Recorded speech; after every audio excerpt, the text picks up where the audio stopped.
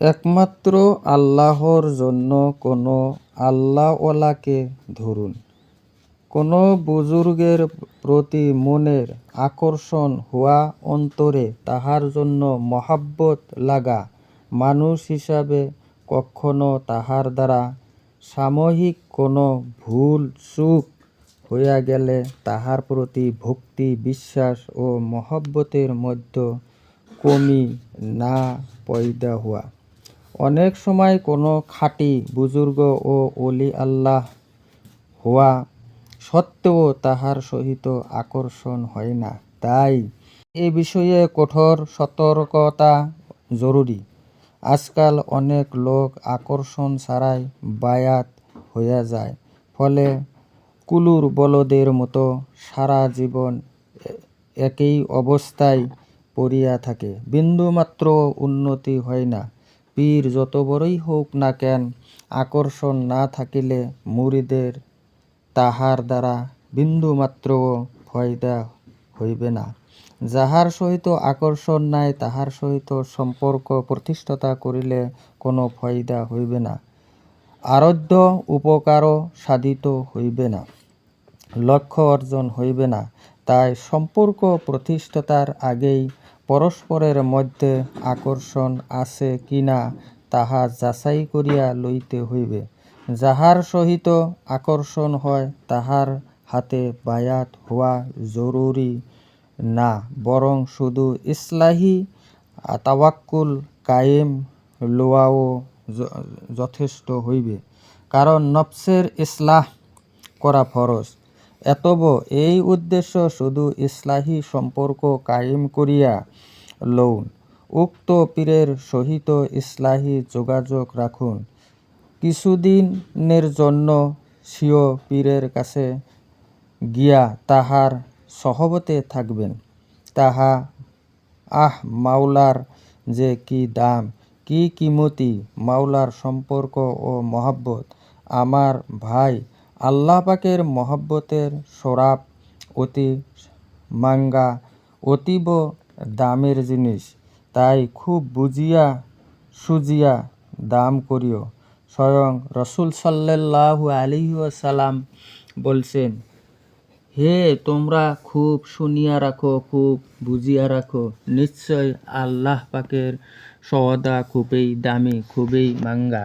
তাই ইখলাসের সহিত কোনো আল্লাহওয়ালার সঙ্গে সম্পর্ক কায়েম করুন। নিজের অবস্থা আদি তথা নফসের দোষণীয় বিষয়াদি সম্পর্কে তাহাকে অভিহিত করুন।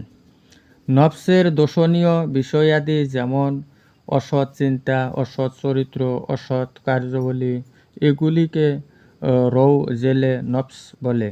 যেই ক্ষেত্রে যেই বিষয়ে নফস আপনাকে বিরক্ত করতেছে, আপনার উপর দংশন ও আক্রমণ চালাইতেছে বা আক্রমণের উদ্যত হইতে চলতেছে, ওই সব বিষয় অবশ্যই তাহাকে জানাইয়া দিন।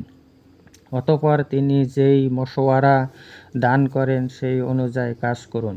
কাহারও বিনয় ও ছোটত্ববোধ সব আল্লাহর জন্য হয়, তবে আল্লাহ পাক তাহার প্রতি খুব সন্তুষ্ট হইয়া তাহার মর্তবা বুলন্দ করিয়া দেয়।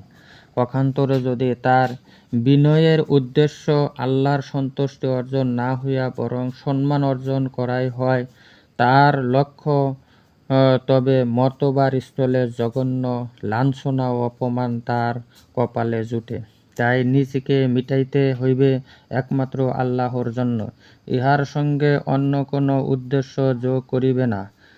সাফল্য ও কামিয়াবি তো অর্জন হবে কর্মের দ্বারা, চমৎকার কথা কিংবা চিন্তাকর্ষিত বাক্পটুকতার দ্বারা নয়।